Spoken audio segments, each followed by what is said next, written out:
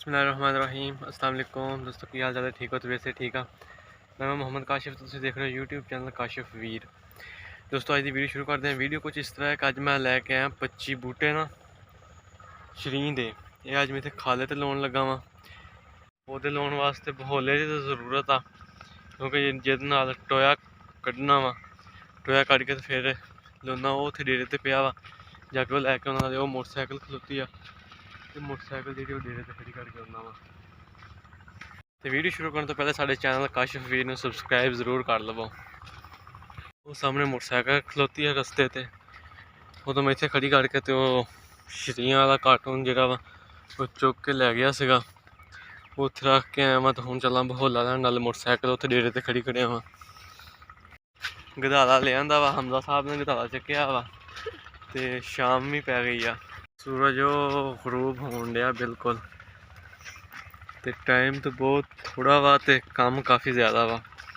हमजा हो जाऊगा इन जल्दी जल्दी? हो जाएगा।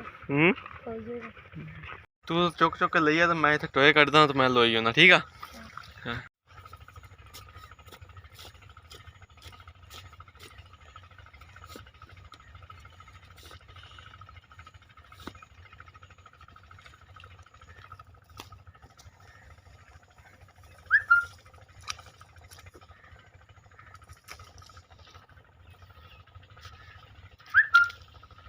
चल तू ला, मैं बूटा ले आऊं। चल ठीक है, चुक ले और चुक ले।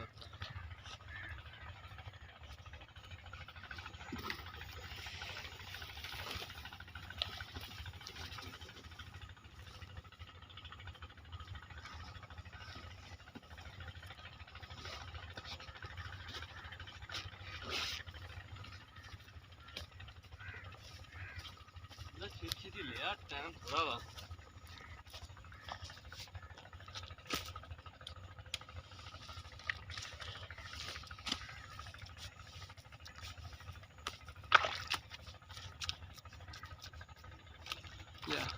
और चुक ले।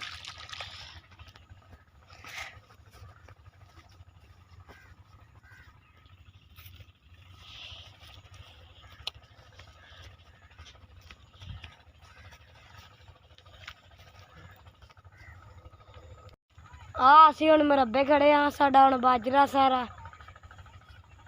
ਪਰੇ ਮਕਈ ਆ। ਹੁਣ ਇੱਥੇ ਅਸੀਂ ਬੂਟੇ ਲਾਣ ਆਏ ਆ ਬੂਟੇ ਲਾਏ।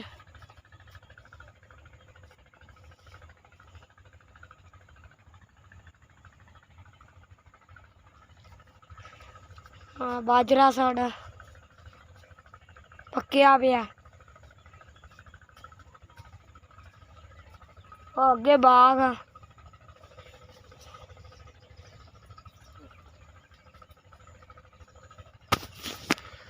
ਅੱਗੇ ਚੁੱਕੀ ਜਾਂਦਾ ਡੱਬਾ ਬਾਈ ਕਾਸ਼ੀ, ਤੇ ਹੁਣ ਅਸੀਂ ਲਾਣੇ ਇੱਥੇ ਆ। ਹੁਣ ਬਾਈ ਕਾਸ਼ੀ ਗਧਾਲੇ ਨਾਲ ਲਾਣ ਲੱਗਾ।